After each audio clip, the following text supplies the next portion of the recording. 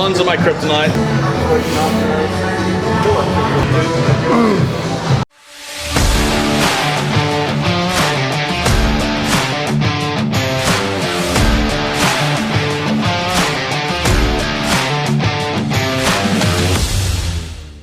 Alright fam, we are back. Another YouTube going down. I have James Mack in the house. James is one of my best mates, but also has been taking the time out of his business and busy schedule to help me with my bodybuilding career. See that I train with Justin, I get help from him. Also part of my team is James Mack over here. He works really closely with refining my technique also and getting everything I can out of getting bigger and obviously being better at bodybuilding. So James Mack, predominantly work with anyone who struggles with some form of pain. I went through a pretty bad injury myself, like coming up in my competitive career, and just kind of able to identify and pick up anyone else's pain, problems, dysfunctions. That I'm working with a lot of like bodybuilders, optimizing kind of their patterns and their program design from that side. Got a couple athletes on my books as well, a lot of WBFF athletes, a couple IFBB guys as well, and just, I don't know, hang out, train, look to get like people performing better. That's pretty much what I do from my side. Yeah, he works, obviously he has his own business, Only Committed, where he works with athletes and what he just said, rehabilitation, specialised in that as well. But he also works with one of the biggest and leading companies, I would say, in the world when it comes to the fitness industry, Pre-Strip. So he is a lecturer for that. He's heavily tied in with them guys, the shallow boys. And yeah, like not only myself here on the Gold Coast, currently helping out 2 IFBB pros as well, Alex Connors and Cam George. Just, yeah, doing the same thing. Looking over their technique, biomechanics, how they can get more out of movement patterns. That's pretty much, I'm very fortunate to have him doing that for myself as well, and being part of my team. So today we have, James is not happy about this. He's like, yeah bro, I'm keen to jump into YouTube with you, and I told him what session we're doing. Today's session is, I'd say it's very demanding. We've got this lower body, we're starting off, it's a posterior day. So we've got hamstrings. It's like 2 top sets, which you'll see, 2 back off sets. Then we go into heavy dumbbell RDLs, and then we move into back work where it'll be row work. So it's pretty brutal. So he's very happy about it. It's a lot of overall volume. It's like, one of the big things you got to take into account is obviously like recoverability. And then like when you look at a program and you look at like the overall macro, micro within the program, you got to look at like how you're going to be able to like handle and distribute volume through the day. So like this would probably be one of Matty's bigger volume days, and like it's only 2 working sets, but the amount of overall load that he's going to be putting on his body, like it's a lot. So it lands up being very taxing, very draining. There's a lot of skill output that needs to be kind of associated with as well. We got some RDLs when we start. So it's like RDLs is a good movement pattern for him to really try and like optimize that hip extension and really try and drive that tension into the glutes, hamstrings, and that more lengthened position. But then there's a lot of back work on top of that. Like Matty's a big boy, he's fucking strong, and lands up like moving and shifting a lot of weight. So it's like there's a lot of demand that is required from us. So it takes a lot out of you. So it's like I'm joking with him from the start. It's just like, fuck, there's a lot of a lot of work coming down the line there. So I'm pumped for the session. We'll tweak some things. We'll talk around like the thought process within the session as well. It's like we start with lying leg curl, like you were saying. Like lying leg curl, the way we'll land up doing it is like more shortened range, like more fully shortened position into an RDL, which is kind of like more mid-range to lengthen of hamstrings, glutes, depending on like how you want to argue it. And then like there's theory behind it, there's a reason behind it. Like a shortened position allows us to accumulate a lot of volume or a lot of like blood flow into it, but it's not the most optimal if we want it for hypertrophy off the bat. Like we know more mid-range to fully lengthened positions is going to allow us to acquire more metabolic stress, so allow us to have more kind of blood flow in there. More blood flow equals more nutrients equals more hypertrophy. But we can utilize a shortened position pre-lengthened ranges to kind of like fill it up with blood. There's a principle called Boyle's law. So Boyle's law is more like for gases, if you were, and it's like it's a tradie thing. I don't know, Australians and their fucking different names for people, but essentially it's a gas principle. And the idea behind it is like if we have a really small compartment and we fill that compartment and we move the small compartment into like a bigger compartment, we need to kind of like, we can utilize the different compartment pressures to allow more pressure within the different compartments. That's a very basic, very boiled down principle or description of the principle. And yes, we're talking about fluid, which is not necessarily gas. But if you look at like how blood works and like there's oxygen within blood and you can kind of go oxygen into gas, it works in terms of the principle. So it's like we're going to accumulate a lot of blood in the small compartment in the shortened range, and then we're going to try and distribute that into these more lengthened and longer or elongated muscle positions to really drive home the nutrients, drive home blood flow, and essentially try and increase hypertrophy. That's the goal at the end of the day. It's like stacking exercises in an exercise order to make sure that we utilize the best out of it for the long-term gain of hypertrophy. So it's like a little tweak, but it ends up being very effective in terms of like program design. Yeah, you'll see it. Look, it mightn't look that taxing this workout, but I can guarantee you if you attempt this workout the intensity that we do, you'll see how I look in about 15 minutes time. Fuck, yeah. Doing a little bit of a warm-up here with the adductors. James likes to put this in here so we can get more access with internal rotation. Yeah. So we'll just do a couple sets. How many sets do you reckon here we'll do? We'll do like 3, so we'll pair this with our warm-up sets on like the prone lying leg curl. It's like as we said, like down the line we're going into dumbbell RDL, which is essentially like hip extension. We need internal rotation to gain access to hip extension. So we can utilize like our warm-up prep sequence of training the muscle, which is adduction, so getting the adductors to kind of fire a little bit better, and require them to stabilize the pelvis to allow us to get into better hip extension and then produce force, which is again once the goal to create hypertrophy. So it's a little tweak. It's like, yeah, you're not, if this is your rate limiter and going to like fatigue you for your other exercises, like you've got bigger problems than just like this is making you tired. So that's why like usually what a lot of people turn around and say, it's like, oh, but this makes me tired, it makes me use less weight in my hip extension when I do my dumbbell RDLs. It's like, well, you're weak. You've got an issue that if this is fatiguing you, that you're doing less weight for your RDLs. It's like, well, we've got to work on other issues before we should be driving load. So stabilize the pelvis allows us to drive more load and essentially like more hypertrophy at the end of the day. Because she doesn't want to miss out on the fun. She heard what we're doing, she's like, you know what, I'm in, boys, can I jump in? She's meant to be doing upper body and a bit of rehab, but she's going to start the session with a little bit of lower body.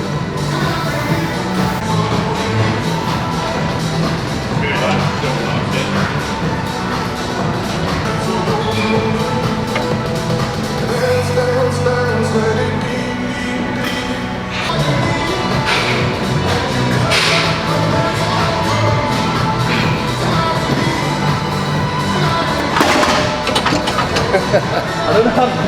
Best way to get out of it, obviously. Don't do that. Don't copy us.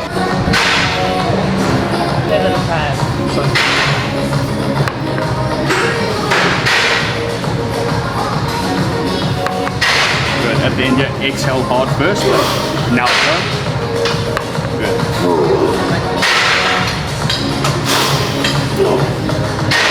Good. Some more. Exhale. One more. Yep.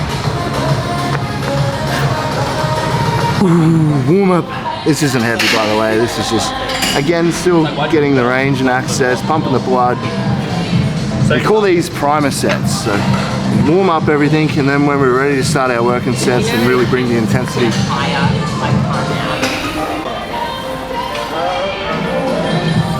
I don't know how it works, but you... I mean, with your experience in the industry, how do people fuck this up? First thing is, Matty, before you even jump on there, so the first one is stand in the position, and this is a real simple cue that like can make such a difference.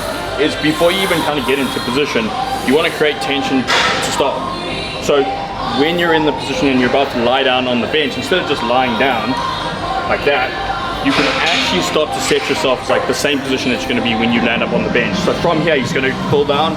So what we're trying to just pull sternum down to pelvis. So we're creating a nice tension around the abdominals. So from that position, you can put that there, take his legs a little bit closer, and he can keep that tension and kind of like roll himself down onto the bench. So he's still in that nice tense position.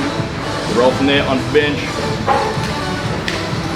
And he's kind of in that position to stabilize his pelvis. What we generally see is people will arch their back or go into an anterior pelvic tilt.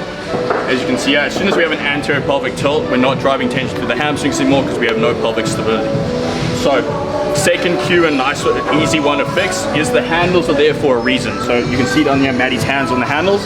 He's going to grab the handles and he's going to think bringing his elbows to his hips. So almost like a plank position and pulling down as hard as he can. So by pulling down as hard as he can, he's going to activate through his lats. So pull down as hard as he can. We'll get a tension through the lats. Lats help stabilize the pelvis. Again, we have a stable pelvis, we can create better tension through the hamstrings. So pulling down on the handles as hard as he can, essentially that'll help push his hips into the bench. From there, we can slowly start curling up. And you'll see Matty will keep a nice neutral back or neutral lower back from this position, and he's able to drive effective tension into his hamstrings for every rep. We've worked up, she's got a top set now of 8 reps here, and then she's gonna have a 30-second break, then back it off, and then just 2 back off sets after that, but only a 30-second rest. Let's work. Giving the hamstrings, control that load, control the negative, don't rush it. Let's work. Come on. Control. Slow it down and control it. Come on. There. Let's go. What do you got? One more? Up, up, up, up, up, up, up, up. One more. That was a short recovery here. Push down. Let's work. Control. Let's go. Let's go. Control it. Control it. Good. Don't rush that tempo. Come on. What do you got? Let's work. Come on. 7, 8. Come on. You got to get 10. Let's work. Come on.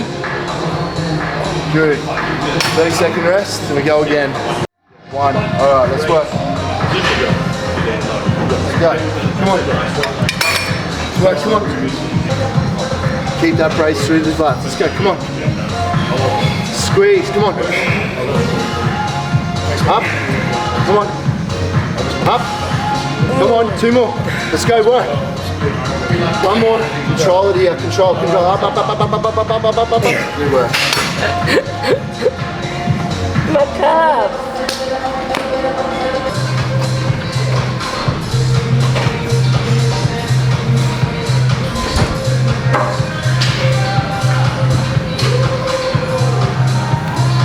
Let's go. It's 1, 2. Let's work. 3, 4. It's 5. Nice. Come on, get that 10. 6. Let's go. 7. Come on. 8. 30-second rest, and then he's got the drop and 2 sets on that. Yeah, sucks. My hamstring feels like they're gonna fucking explode. Let's work. It's 1, 2, 3. Good control. 4. Let's work. 5. Nice. 6. Let's go. 7. Let's work. Come on. Up, up, up, up. 30-second rest, and then goes again. 2, 3. Come on, all the way. Let's go. 4. Let's work. Let's go. 5. Come on, give me 1 more. Come on. Up. Up, up, up, up, up, up, up, up, up, up. Come on, come on.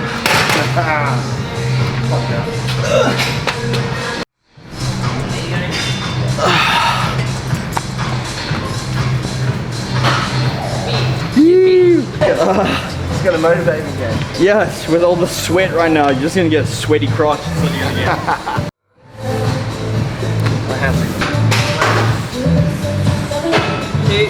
Good. Full hold on the handles.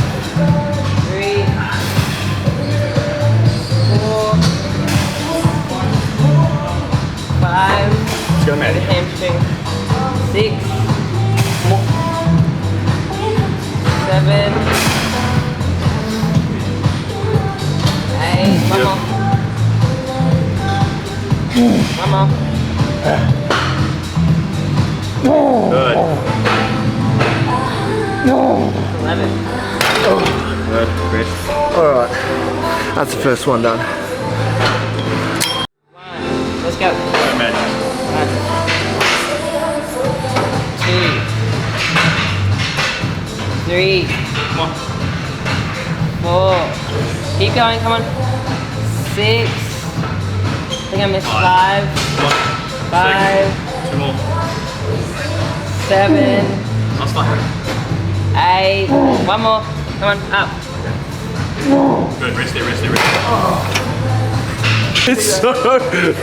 You're never counting for me, 5. ever. 7. I like Emily because she gives me more reps than I've done. Okay. Always. One more rep. Let's go. 2 more reps. 2. Good. Hamstring. 3. Hip down. 4. Come on. 5. Come on. 6. What would Derek do? Not give up on 7. That's what You Derek think would do. it's the first rep? He didn't even count the first rep. No, the first one doesn't count. What, so lifting it up doesn't count? No, it's always like,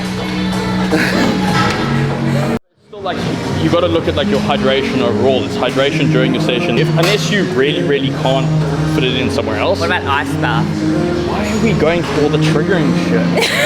My opinion on ice baths is like, okay, there's research behind it, there's a whole bunch of other shit, but it's like, it just makes you mentally stronger. That's it. That's all I've ever gained from being in an ice I bath. feel It's like like, you need, right? you do. So to a certain degree, yes, there may be some aspects of like how it creates like GH increase and shit like that. It's like, we know like saunas done correctly in like well-structured protocols of like 30-minute, it's 4 times 30-minute bouts with like a 5 to 10-minute rest in between. It's like something close to like 16% increase on growth hormone. So it's like, okay, you understand that. Do that once a week, and that the protocol's only once a week. More than that, you'd end up like, there's no more You're benefit. overcooking it. You're overcooking it, literally. It's like, so you might as well do that on your rest day. I would do that like as close to bedtime as I could handle, because obviously we want growth hormone secretion overnight while we're sleeping. So it's like, okay, now you can stack the deck in that and be pretty effective in terms of recovery. Recovery is the name of the game. It's like recovering better. The most anabolic substances for recovery is sleep and food. Yeah. Optimize that, then start adding on these 1%ers of like everything else. It's like the Theragun and like it works, but it doesn't work for the reason why they say it works. It works is because it's like it's making a change to your cerebral cerebellum. Cerebral cerebellum is like, it takes the input from Golgi tendon organs, which is obviously like how the muscle spindle is. That's what it is. What is Golgi tendon organs? Your muscle spindle, and it takes an impulse from like something coming on. So it's like touch is one of them, heat is one of them, cold is one of them.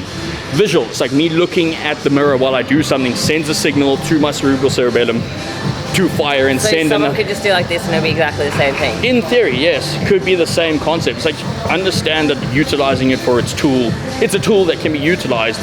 It doesn't break down scar tissue. Yeah. You can't break down scar. You can't. You actually cannot break down scar tissue. Any physio that says that I can fucking break down, tell them they're a fucking idiot, because they are. And fight me if you fucking are a physio who thinks they can break down scar tissue. Cunt. I get asked that quite a lot. My thoughts on ice baths and stuff, great for recovery purposes. During a hypertrophy phase, or like right now in a building phase, I'm not doing too much of that. And if I do, it's completely separate away from training for obvious reasons. We want the inflammatory process after training. That's how we build and repair muscle tissue. So in the deficit, definitely do it around training to bring down inflammation, but in the off season when we're trying to grow, it's always going to be on a rest day, or at least if I was ever to do it on a training day, it would be after training, at least 4 or 5 hours, even maybe 6 hours. So if I train in the morning, that afternoon, later at night, I'd consider doing it, but majority of the time it's always going to be, if I do it for recovery purposes, it's on a rest day. A lot of people will like sit back and lift their toes up.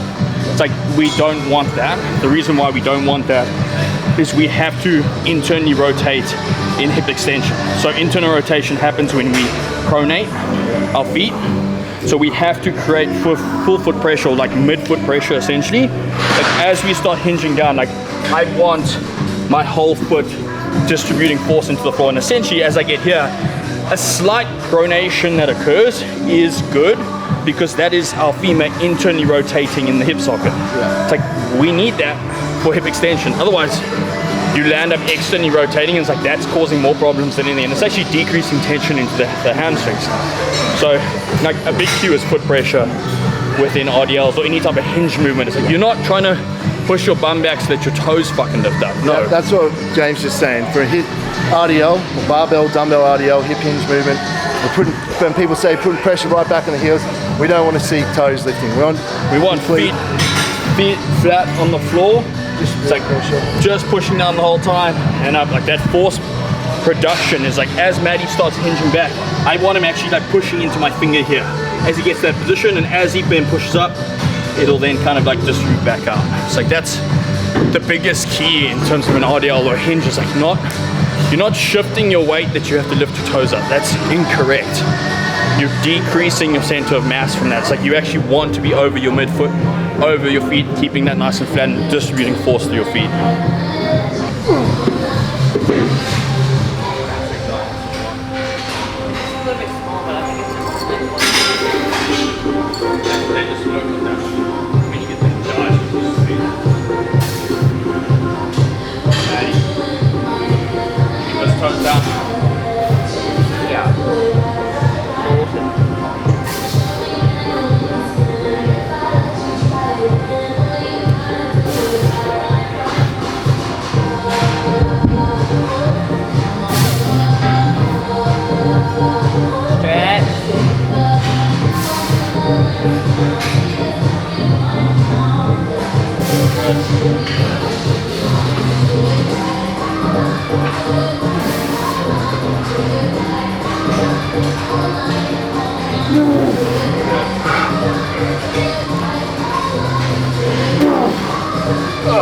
It's like one of me in each hand.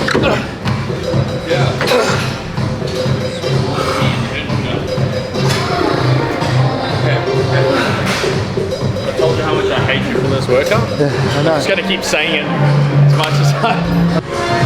Woo, it's so taxing. RDLs always fry me.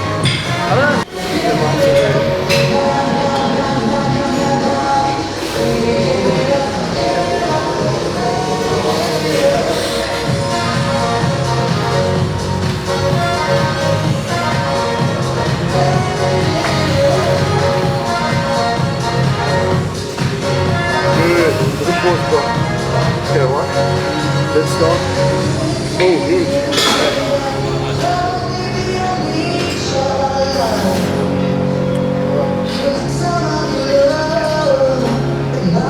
There you go.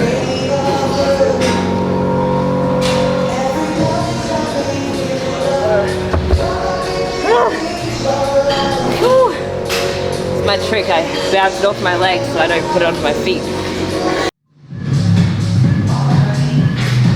Nice, bro. Let's work here. Good. Let's work here. Good. There we go. There we go. Come on. Nice, bro. So, come on. Work it. Let's go. He's back. Nice. Well done. We're 2 exercises in, and I look like I went swimming. Three. If you want to count the abductors. Yeah, 3. It's like a lot of volume. It's a lot of just like intensity.